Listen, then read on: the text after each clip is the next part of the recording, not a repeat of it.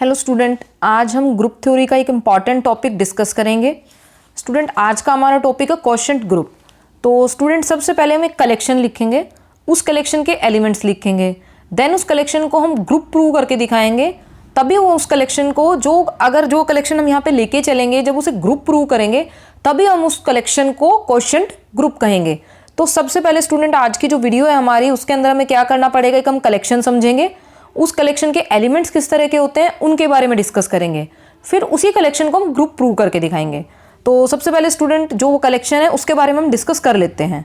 तो स्टूडेंट, आपको सबसे पहले क्या दे रखा है, let N be a normal सब group of a group G, और ए आपका कोई एलिमेंट है जी में से, एच स्टूडेंट यहाँ पे आपका एच नहीं एन बी अ नॉर्मल सब ग्रुप है, और एन किस तरह का सब ग्रुप है, नॉर्मल सब ग्रुप है, और ए आपका कोई भी एलिमेंट जी में से है। Then right coset N a is same as left coset a N. तो स्टूडेंट, यहाँ पे आपको ध्यान देना है, क्योंकि एन जो है आपका यहाँ पे नॉर्मल सब ग्रुप है, इसलिए स्टूडेंट जो आपका एन ए और जो ए एन है, यानी कि राइट कोसेट और लेफ्ट कोसेट, इसमें कोई भी फर्क नहीं होता है जब आपका एन नॉर्मल सब ग्रुप हो जाता है स्टूडेंट। क्योंकि आपको पता है कि एन ए के जो एलिमेंट्स आएंगे वो ए एन के इक्वल आने वाले हैं। जिस तरीके से अगर आप एन ए की बात करते हैं तो इसके अंदर के जो एलिमेंट्स होंगे स्टूडेंट, वो किस तरह के होंगे, N one a, N two a, N three a, अब सो ऑन, ऐसे बहुत सारे एलिमेंट्स होंगे। तो इसको आप किसके इक्वल लिख सकते हो, a N one, a N two, क्योंकि एन इज अ नॉर्मल सब ग्रुप, सारे एलिमेंट्स आपके कॉम्यूट करते हैं, ए एन थ्री। तो इसका मतलब स्टूडेंट ये कौन से कोसेट के एलिमेंट्स होंगे, ए एन के होंगे। तो आपने देखा स्टूडेंट, यहाँ से लेफ्ट कोसेट और राइट कोसेट में कोई भी डिफरेंस नहीं होता है अगर आपका एन नॉर्मल सब ग्रुप है तो। दस वी से दैट, अब आगे में क्या कह रखा है, thus we say that N a is a coset of N in G. तो स्टूडेंट, ये भी हम कर चुके हैं। कोसेट्स की जो डेफिनेशन है मैं अपनी प्रीवियस वीडियोस में काफी डिस्कस कर चुकी हूँ कि कोसेट्स के आप एलिमेंट्स कैसे लिखते हैं, आपका लेफ्ट कोसेट और राइट कोसेट किस तरीके से लिखते हैं। फिर भी स्टूडेंट, मैंने यहाँ आपको डिस्कस कर दिया है। तो ये जो एलिमेंट्स हैं आपके राइट और लेफ्ट कोसेट के एलिमेंट्स मैंने आपको बता दिए हैं। तो यहाँ पे स्टूडेंट जो एन ए होगा वो आपका कोसेट क्या होगा, एन इन जी के अंदर होगा, क्योंकि राइट और लेफ्ट कोसेट के अंदर कोई डिफरेंस नहीं है। तो बार बार राइट कोसेट लेफ्ट कोसेट कहने की बजाय, या बार बार अगर हम बताते हैं किसी भी कोसेट को लिखते हैं तो वहां पे हम मतलब वो मेंशन करते हैं कि राइट कोसेट लिख रहे हैं, जब क्योंकि अगर आपके राइट और लेफ्ट कोसेट दोनों सेम हो जाते हैं, इक्वल हो जाते हैं, कोरस्पॉन्डिंग इक्वल आते हैं, उनके एलिमेंट्स सभी बिल्कुल इक्वल हैं, तो वहां पे आप क्या करते हैं, सिर्फ एन ए को एक कोसेट बोल के चलेंगे, आप वहां पे राइट बोलेंगे नहीं, क्योंकि बार बार बोलने की बजाय, क्योंकि दोनों कोसेट्स क्योंकि एक हो जाते हैं, तो इसलिए क्या होता है कि हम सिर्फ कोसेट से उसको डिनोट करते हैं, एन ए को कोसेट ही लेके चलेंगे। इस पे यहाँ पे हम बार बार राइट कोसेट यूज नहीं करेंगे स्टूडेंट, क्योंकि एन आपका नॉर्मल सब ग्रुप है। तो स्टूडेंट, जी बाय एन जो कलेक्शन है of all cosets of N in G. अच्छा स्टूडेंट, अब हमने क्या करा, जी आपका एक ग्रुप है और आपने लिखे कोसेट्स, लिखे किसके, एन के लिखे जी के अंदर, और जो वो सारे के सारे कोसेट्स अगर आप इकट्ठे करोगे, जैसे स्टूडेंट मान लीजिए मैंने यहाँ पे एन ने लिखा और ए बिलोंगिंग टू जी लिखा कि भाई जी बाय एन जो कलेक्शन, हम नया कलेक्शन लेके चल रहे हैं जिसमें सारे के सारे कोसेट्स का कलेक्शन है, मतलब सेट्स का कलेक्शन है। तो वो जो कलेक्शन है वो किस तरीके से लिखा जाएगा स्टूडेंट, मान लीजिए ए अगर जी को बिलोंग करता है तो आपने क्या करा, एन ए कोसेट लिख लिया। अच्छा स्टूडेंट, एन ए किससे बिलोंग करता है, जी बाय एन से बिलोंग करता है, क्योंकि जी बाय एन जो कलेक्शन है स्टूडेंट, उसके अंदर हम क्या करते हैं, सारे के सारे कोसेट्स लिखते हैं किसके, एन के, किसके अंदर, ग्रुप जी के अंदर।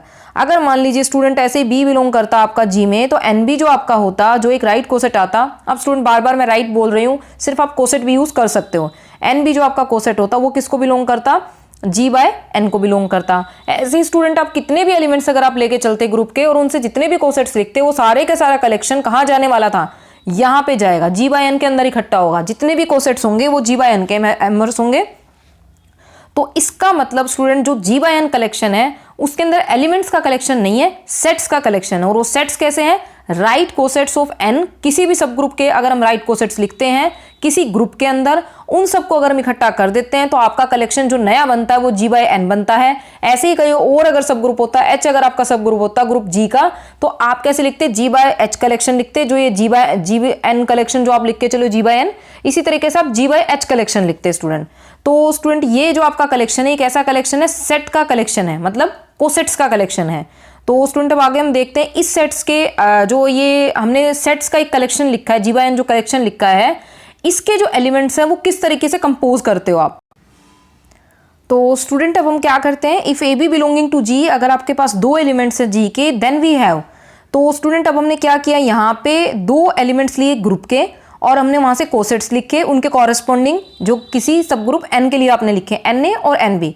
तो स्टूडेंट, जो आपका जी बाय एन जो कलेक्शन है वो उसको अगर हम ग्रुप प्रूव करके दिखाएंगे आगे, क्योंकि ये आपका एक कलेक्शन जो आप लेके चल रहे हो सेट्स का कलेक्शन है, कोसेट्स का कलेक्शन है, इसे आप ग्रुप प्रूव करके दिखाओगे। जो आपका नेक्स्ट काम है ग्रुप प्रूव करने का है, और विद रिस्पेक्ट टू कोसेट्स के मल्टीप्लीकेशन के लिए, मतलब आपका बाइनरी कंपोजिशन यहाँ पे क्या होगा स्टूडेंट, जो आपका मल्टीप्लीकेशन होगा। तो स्टूडेंट इसके जो एलिमेंट्स को अगर आप कंपोज करते हो तो किस तरह का एक न्यू एलिमेंट आता है, वो आपको यहाँ पे डिस्कस करना है।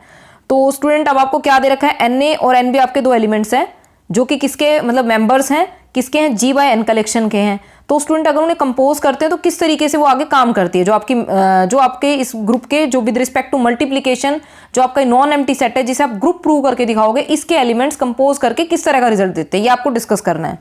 तो स्टूडेंट यहाँ पे आपको Na Nb दे रखा था।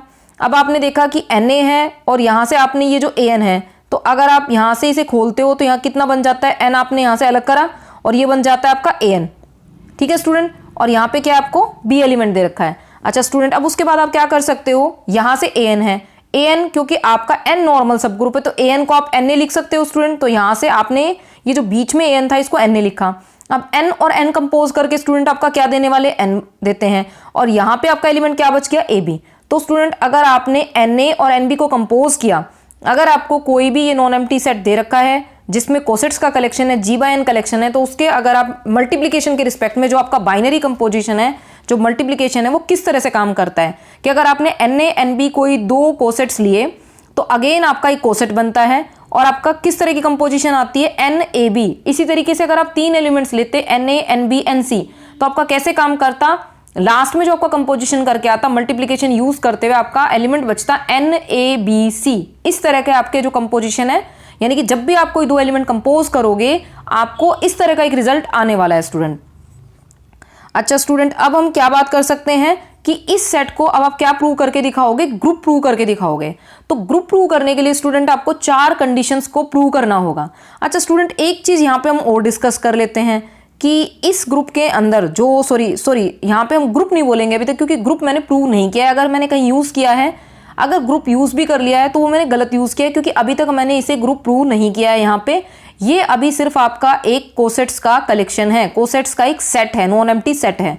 तो स्टूडेंट अगर मैं G/N कलेक्शन की बात करती हूँ तो मान लीजिए आइडेंटिटी जो है आपका ग्रुप के अंदर बिलोंग करता है, आइडेंटिटी जो है आपका ग्रुप के अंदर बिलोंग करता है।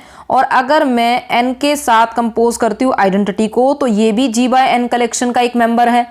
तो स्टूडेंट ये जो Ne आएगा ये भी आपका क्या आएगा, एक कोसेट आएगा, किसका, N का, किसके अंदर, G के अंदर, क्योंकि N खुद एक राइट और लेफ्ट कोसेट दोनों होता है, अपने लिए राइट कोसेट भी होता है, लेफ्ट कोसेट भी होता है N का इन G के अंदर स्टूडेंट। तो ये जो N ही है ये किसके इक्वल आएगा, N के इक्वल आएगा। इसका मतलब ये जो N है ये भी इस G/N कलेक्शन का मेंबर है। ये स्टूडेंट आपको यहाँ से ध्यान रखना है, क्योंकि आइडेंटिटी किसको बिलोंग करती है, ग्रुप को बिलोंग करती है स्टूडेंट। तो स्टूडेंट अब हमें मेन काम क्या करना है, इस कलेक्शन को ग्रुप प्रूव करना है। तो इसका मतलब हमें चारों कंडीशन प्रूव करनी पड़ेंगी। तो सबसे पहली जो आपकी कंडीशन होती है क्लोजर प्रॉपर्टी है। तो स्टूडेंट इसे हम ग्रुप किस बाइनरी कंपोजिशन के अंदर प्रूव करके दिखा रहे हैं, मल्टीप्लीकेशन के अंदर।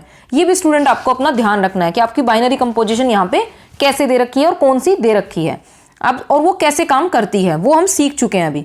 तो स्टूडेंट लेट Na1 Na2, क्योंकि G/N कलेक्शन के एलिमेंट्स या मेंबर्स कैसे होंगे स्टूडेंट, आपके कोसेट्स होंगे। तो हमने दो एलिमेंट्स यानी कि दो मेंबर्स यहाँ से ले लिए, Na1 या Na2, दो मेंबर हम लेके चलते हैं। तो स्टूडेंट इन्हें कंपोज करके आप किस तरीके से लिख सकते हो, यहाँ पे आपने लिखा Na1 और यहाँ पे स्टूडेंट आप लिख के दिखा देते हो Na2। अच्छा स्टूडेंट, इसके बाद आप क्या करके दिखाओगे यहाँ से, अभी क्योंकि हम थोड़ा सा डिस्कस कर चुके हैं इस बारे में कि मल्टीप्लिकेशन के रिस्पेक्ट में किस तरह से इसकी कंपोजिशन काम करती है। यहाँ पे आपने लिखा Na1 और क्योंकि N आपका नॉर्मल सब ग्रुप है इसको आप लिख सकते हो A2N। अच्छा स्टूडेंट, अब आप किस तरीके से लिखोगे यहाँ से N, ये तो स्टूडेंट आपने लिख दिया आपका N और ये हो जाता है A1 A2 और ये स्टूडेंट आपका किसके इक्वल आ जाता है, यहाँ पे A1 A2 N के equal. A1 A2 student again group का एलिमेंट हो जाता है।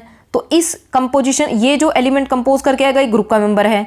यहाँ से फिर आपका ये फिर से एक राइट कोसेट स्टूडेंट एक कोसेट बनता है। यहाँ पे राइट और लेफ्ट कोसेट में नहीं बोलूंगी, मैंने गलत बोला, वैसे ही लेफ्ट कोसेट यहाँ पे शो कर रहा है, लेकिन यहाँ पे लेफ्ट या राइट में नहीं बोलना है, यहाँ पे मैंने कोसेट ही यूज किया है। तो स्टूडेंट यहाँ पे क्या होगा, ये आपका फिर अगेन एक कोसेट का मेंबर है और N आपका नॉर्मल सब ग्रुप है। तो फिर से आप क्या लिख सकते हो, N A1 A2 स्टूडेंट। इसके बाद क्योंकि यहाँ से NN कंपोज करके कितना आने वाला है, N आने वाला है, तो ये A1 A2 बचता है। A1 A2 आपका किसका मेंबर है? ग्रुप जी का एलिमेंट है, क्योंकि A1 A2 दोनों के दोनों कहाँ से बिलोंग करते हैं? ग्रुप जी में से बिलोंग करते हैं। जी क्योंकि ग्रुप है, ग्रुप में क्लोजर प्रॉपर्टी होल्ड करती है, तो A1 A2 किसको बिलोंग करेगा? कंपोज करके ग्रुप जी को बिलोंग करता है। स्टूडेंट चाहे तो आप ये लिख सकते हैं, यहाँ पे आप अपना रीजन भी दे सकते हैं। तो अगेन स्टूडेंट आपने देखा, अगर आपने दो कोसेट्स लिए यानी कि दो मेंबर्स अगर जी बाय एन में लिए, मल्टीप्लीकेशन के रिस्पेक्ट में अगर हमने उन पे दोनों पे काम किया, तो हमने देखा मल्टीप्लीकेशन के रिस्पेक्ट में जो अगेन एक मेंबर आता है वो एक कोसेट ही आता है। इसका मतलब ग्रुप, ये जो जी बाय एन जो एक नॉन एम्प्टी सेट है उसके अंदर क्लोजर प्रॉपर्टी होल्ड करती है कि अगर उसके दो मेंबर बाइनरी कंपोजिशन के अंदर सेम एक ऐसा मेंबर देते हैं या सेम एलिमेंट ऐसा देते हैं जो जी बाय एन का ही एलिमेंट है, यानी कि जी बाय एन का ही मेंबर है, अगेन एक जी बाय एन का मेंबर आ जाता है, तो इसका मतलब क्लोजर प्रॉपर्टी इस सेट के अंदर होल्ड करती है। अब स्टूडेंट हम एसोसिएटिविटी की बात कर लेते हैं। इसके अंदर स्टूडेंट हमने तीन एलिमेंट ले लिए हैं, लेट Na1 Na2 और Na3। ये किसको बिलोंग करते हैं? जी बाय एन कलेक्शन को बिलोंग करते हैं। अब स्टूडेंट ये ध्यान रखना है कि A1 A2 A3 ये तीनों एलिमेंट्स किसके हैं? ग्रुप जी के एलिमेंट हैं। ये भी स्टूडेंट अब आपको यहाँ से ध्यान रखना है। अब स्टूडेंट कैसे कंपोज करके दिखाओगे आप? Na1 Na2 और यहाँ से स्टूडेंट आपने क्या करके दिखाना है? Na3, यानी कि दो एलिमेंट आपने इस तरीके से कंपोज कर लिए हैं और आपने Na1 को यहाँ से बाहर रखा है।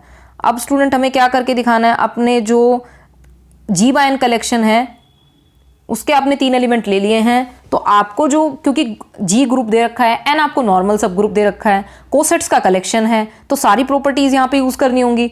अब स्टूडेंट आपने यहाँ पे लिखा एन और यहाँ लिखा A1।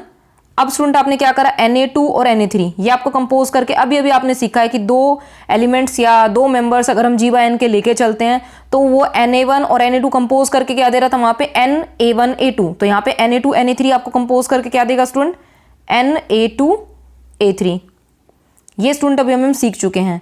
अब स्टूडेंट अगर आप बात करते हो यहाँ से, तो अब आप यहाँ से लिख सकते हो ये आपका एक कोसेट है, ये आपका एक कोसेट बन चुका है, क्योंकि A2 A3 किसके एलिमेंट बनेंगे? अगर आप देखते हैं A2 A3 अलग अलग जी के मेंबर है, तो A2 A3 कंपोज करके जो नया मेंबर आएगा वो भी जी का ही होगा, तो ये अगेन फिर एक दो कोसेट्स हो गए। अब स्टूडेंट ये भी एक कोसेट, ये भी एक कोसेट, ये भी जी का एलिमेंट, ये भी जी का एलिमेंट, तो अब आप क्या कर सकते हो? Na1 A2 A3।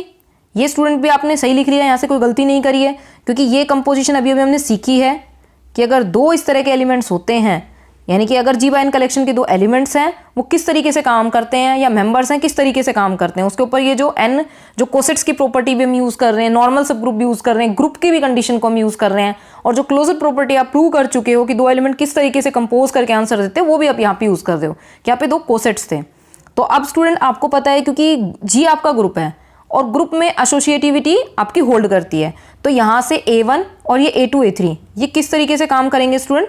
यहाँ पे आप लिख सकते हो A1 A2 और ये आपने लिख दिया A3, क्योंकि ग्रुप में एसोसिएटिविटी होल्ड करती है स्टूडेंट। अब क्योंकि ये आपके A1 A2 अलग अलग दोनों मेंबर किसके हैं? ग्रुप जी के हैं।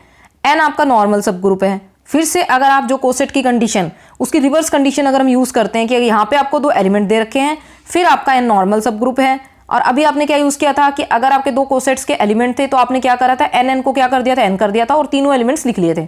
अब आपके पास एलिमेंट्स हैं और आपका एन नॉर्मल सब ग्रुप है, तो आप फिर से वही कंडीशन रिवर्स यूज कर लेते हो। यहाँ से अगर A1 A2 है और उस पर एन आप लगाते हो, तो ये अगर आपका आ जाता है Na1 A2 और ये आपका आ गया ब्रैकेट, और ये A3 भी आपका किसका है? A1 A2 है, और यहाँ पे आपने क्या लगा रखा है आपका? क्योंकि Na1 A2 पे लगेगा।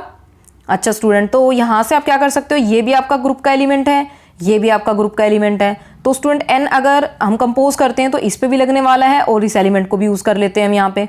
तो इस एलिमेंट पे लगा तो आपका कितना आएगा? Na1 A2 आता, फिर उसको हम अलग से फिर लिखते Na1 और Na2 आता, एक स्टेप आपका और बढ़ जाता। तो अब हम डायरेक्ट ही क्या कर लेते हैं? मैंने A1 A2 के साथ एन को अप्लाई किया तो Na1 A2 आ गया, और यहाँ से कितना आ जाएगा स्टूडेंट? Na3। तो आपने देखा इस कलेक्शन के जो एलिमेंट्स हैं, जो कोसेट्स हैं, उसके अंदर भी एसोसिएटिविटी होल्ड करती है student with respect to multiplication. तो ये भी स्टूडेंट आपने प्रूव यहाँ पे कर दिया है। अब स्टूडेंट आपको क्या प्रूव करना होगा? आइडेंटिटी एलिमेंट भी प्रूव करना होगा कि क्या इस कलेक्शन के अंदर कोई मेंबर ऐसा है जिसको मैं कोसेट के मेंबर के साथ अप्लाई करूं, कंपोज करूं, तो कोसेट का मेंबर वापस वही आ जाता है, सेम एलिमेंट आ जाता है। आइडेंटिटी का यही काम होता है, वो जिस भी एलिमेंट के साथ कंपोज करती है वो उस एलिमेंट को सेम छोड़ती है। तो स्टूडेंट Na भी any element of G by N मैंने ले लिया यहाँ से।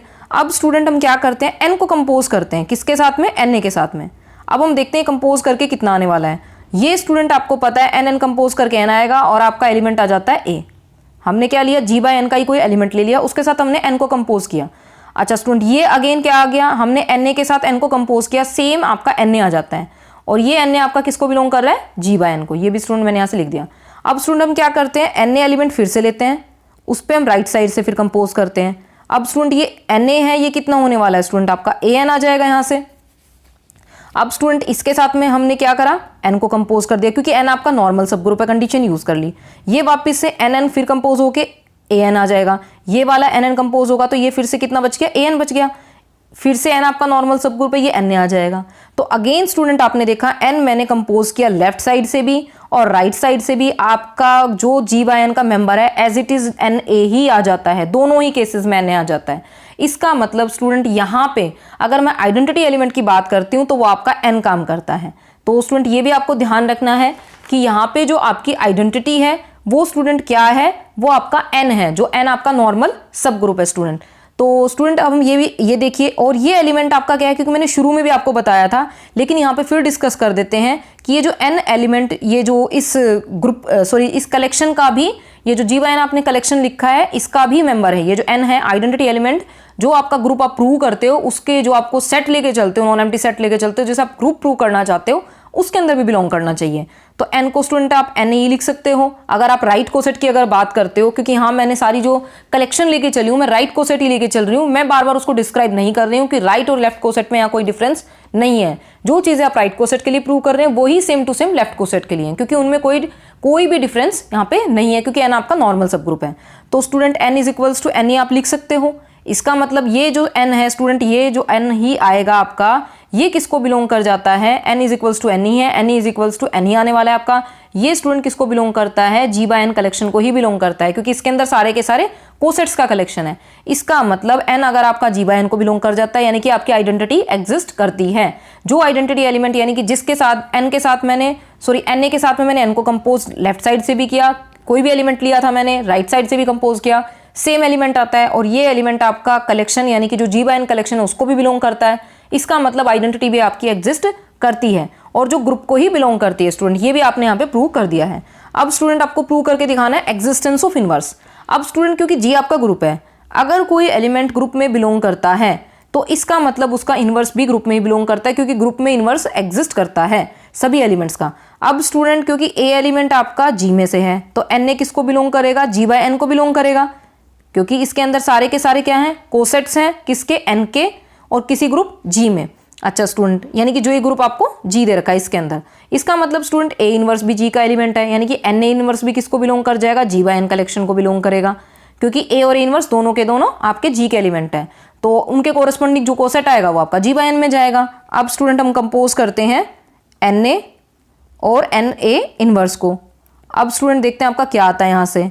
ये देखिएगा दो एलिमेंट हैं जी बाय एन कलेक्शन के, तो किस तरीके से कंपोजिशन आने वाली है, ये दोनों एलिमेंट आपके आ जाएंगे यहाँ पे ए इनवर्स। ये स्टूडेंट कोई दिक्कत नहीं है आपको, क्योंकि मैंने दो एलिमेंट लिए थे, अभी अभी आपको 2-3 बार मैंने पीछे भी करके दिखाया कि दो एलिमेंट किस तरीके से जी बाय एन कलेक्शन के कंपोज करते हैं। और स्टूडेंट इनवर्स में क्या होता है कि अगर आप कोई एलिमेंट लेके चलो उसके साथ हम इनवर्स उसका कंपोज करते हैं तो क्या आना चाहिए आपका, आइडेंटिटी एलिमेंट आना चाहिए। और यहाँ आइडेंटिटी एलिमेंट क्या है स्टूडेंट, आपका एन है। तो देखते हैं हम ये एलिमेंट जो हमने लिए हैं, यहाँ पे एन ए लिया है, एन ए इनवर्स लिया है, तो इसका मतलब देखते हैं कंपोज करके आपका क्या आता है। यहाँ से क्या आया स्टूडेंट, आपका ई आ जाता है, क्योंकि ये आपके ग्रुप के एलिमेंट्स हैं और ग्रुप में क्योंकि इनवर्स एग्जिस्ट करता है तो ए इनवर्स करके कितना आएगा, आइडेंटिटी आएगा, और ये वापस अगेन क्या आ जाता है, एन आ जाता है। इसका मतलब स्टूडेंट आपका आइडेंटिटी एलिमेंट आ चुका है। अब हम लेफ्ट साइड से भी कंपोज कर लेते हैं स्टूडेंट इसको। तो हमने क्या किया, एन ए इनवर्स को यहाँ पे लिखा और यहाँ से आपके एन लेके चले, एन ए लेके चले। अब स्टूडेंट यहाँ पे आप क्या कर सकते हो, ये फिर से आपके कोसेट्स के मेंबर्स हैं, सेम कंपोज करके कितना आने वाला है आपका, एन आ जाएगा। उसके बाद स्टूडेंट आपका आने वाला है यहाँ से एन ए आ जाता है, एन आएगा और ए इनवर्स ए। अब ये स्टूडेंट फिर से क्या आ जाता है, ए इनवर्स ए, फिर से ग्रुप का एलिमेंट है, ग्रुप में इनवर्स एग्जिस्ट करता है, तो यहाँ कितना आ जाता है ए इनवर्स ए कितना आने वाला है, आइडेंटिटी, और यहाँ से कितना आने वाला है, एन आ जाता है। ये स्टूडेंट हम ग्रुप की आइडेंटिटी लिख रहे हैं। जहाँ भी मैंने ये ई पिछली बार भी यूज़ किया है थोड़ी देर पहले, तो वो ग्रुप की आइडेंटिटी मैंने लिखी है। तो यहाँ से एन ई किसके इक्वल आएगा, एन के, यानी कि ये आपको पता है जी बाय एन में बिलोंग करता है। इसका मतलब मैंने क्या किया, दो एलिमेंट हम कंपोज किए, एक एलिमेंट और उसके साथ दूसरा एलिमेंट कंपोज किया और आपका आइडेंटिटी इक्वल आता है, यानी कि फर्स्ट एलिमेंट सेकंड वाले का क्या होगा, इनवर्स होगा। बिकॉज यहाँ पे आप दे सकते हो n is first element second वाले का इनवर्स होगा, n इज, और वहां स्टूडेंट जब मैंने कंपोज करके लिखा था तो वो na लिखा था और वो a का इनवर्स लिखा था वहां पे, na और n a इनवर्स, a का इनवर्स था वहां पे जो ग्रुप में एग्जिस्ट करता है। n is identity element of g/n। तो स्टूडेंट ये भी अब आपने यहाँ पे देख लिया है कि एक एलिमेंट लिया उसके साथ दूसरा एलिमेंट कंपोज किया तो आपका आइडेंटिटी एलिमेंट आता है। इसका मतलब स्टूडेंट हम ये लिख सकते हैं, हम यहाँ से जो डिस्कस करके चले थे कि ये जो एलिमेंट है यानी कि जो आपका Na है, ये जो आपको Na दे रखा है स्टूडेंट, इसका इन्वर्स कौन है, Na इन्वर्स है, यानी कि Na का इन्वर्स कौन आएगा स्टूडेंट, Na इन्वर्स आने वाला है, क्योंकि इसके साथ इस एलिमेंट को कंपोज करने से आपको क्या मिलता है, आइडेंटिटी एलिमेंट ऑफ जो आपका g/n कलेक्शन है उसकी आइडेंटिटी आपको मिल जाती है, यानी कि Na का इन्वर्स कौन बनने वाला है, ये एलिमेंट बनने वाला है स्टूडेंट। ये अब हम यहाँ पे लिख देते हैं क्योंकि आपने ये सारा डिस्कस यहाँ पे कर दिया है कि आपने इस एलिमेंट को इसके साथ कंपोज किया तो आपको आइडेंटिटी मिलती है। इसका मतलब स्टूडेंट आपकी ग्रुप की चारों कंडीशंस, Na का इन्वर्स कौन बनेगा, Na इन्वर्स, ये स्टूडेंट आपका ग्रुप का एलिमेंट था और ये ग्रुप के एलिमेंट का इन्वर्स था, क्योंकि ग्रुप में इन्वर्स एग्जिस्ट करता है तो इस तरीके से हमने कंसीडरेशन करी थी। तो इसका मतलब स्टूडेंट आपका इन्वर्स भी एग्जिस्ट कर गया, ग्रुप की चारों कंडीशंस होल्ड करती हैं। इसका मतलब जो आपने ये कलेक्शन g/n लिखा है, ये जो कोसेट्स का कलेक्शन था, जो एक सेट था, सेट्स का कलेक्शन था, यानी कि कोसेट्स का कलेक्शन या सेट का कलेक्शन हम बोल सकते हैं, g/n इज अ ग्रुप। ये जो कोसेट्स का आप कलेक्शन लेके चले थे ये एक ग्रुप फॉर्म करता है। तो इसका मतलब चारों कंडीशन स्टूडेंट आपने यहाँ पे मल्टीप्लिकेशन के रिस्पेक्ट में जो बाइनरी कंपोजिशन आपका मल्टीप्लिकेशन था, चारों कंडीशंस आपने ग्रुप वाली शो कर दी हैं। g/n आपका ग्रुप बन चुका है। अब हम डिस्कस करते हैं डेफिनेशन क्वेश्चन ग्रुप की। जो हमने सारी कंसीडरेशन करी, शुरू में आपको बताया कि किस तरह के कलेक्शन होंगे, किस तरह का मेंबर होगा, वो सब हम वहाँ पे डिस्कस कर चुके हैं। और क्योंकि ग्रुप की कंडीशन भी प्रूव हो चुकी हैं तो जो वो कलेक्शन हमने स्टार्टिंग में लिखा था, इसका मतलब जो set g/n of all cosets of n in G is a group with respect to multiplication of cosets. Cosets की मल्टीप्लीकेशन के रिस्पेक्ट में जो आप काम कर रहे थे, क्योंकि अगर ग्रुप के अंदर कोसेट्स का कलेक्शन है तो उन्हीं की ही मल्टीप्लीकेशन पे हम डिस्कस कर रहे थे, and is called quotient group of g/n। तो स्टूडेंट ये जो कलेक्शन हमने स्टार्टिंग में डिस्कस किया था जिसको हम ग्रुप प्रूव कर चुके हैं, ये किस तरह का कलेक्शन है, कोशेंट ग्रुप है, किसका, G का by n, quotient group of g/n। ये जो g/n कलेक्शन है ये आपका कोशेंट ग्रुप यहाँ पे कहलाएगा, जिसकी बाइनरी कंपोजिशन हमने स्टार्टिंग में आपको डिस्कस करके दिखाई थी। उसके मेंबर्स कैसे थे वो भी आपको लिखा था। तो स्टूडेंट इस वीडियो के अंदर हमने एक कलेक्शन लिखा, जो कलेक्शन कैसा था, जिसमें कोसेट्स का कलेक्शन था, n आपका नॉर्मल सब ग्रुप था। आपने g/n की आइडेंटिटी किसे प्रूव करके दिखाया, यानी कि जो आइडेंटिटी ऑफ g/n थी स्टूडेंट वो किसके इक्वल आ गई थी, आपके नॉर्मल सब ग्रुप n के ही इक्वल आ गई थी। तो स्टूडेंट कलेक्शन आपने डिस्कस कर लिया कोसेट्स के बारे में, क्योंकि आप पहले से पढ़ चुके होते हैं। मैंने अपनी प्रीवियस वीडियो में काफ़ी अच्छे से डिस्कस कर रखा है, अगर आप वो देखते हैं तो आपको ये थ्योरम और भी अच्छे से क्लियर हो जाएगी। तो स्टूडेंट आने वाली वीडियोज़ में भी इस तरह कैसे इंपॉर्टेंट टॉपिक्स को डिस्कस करती रहूँगी। थैंक्स।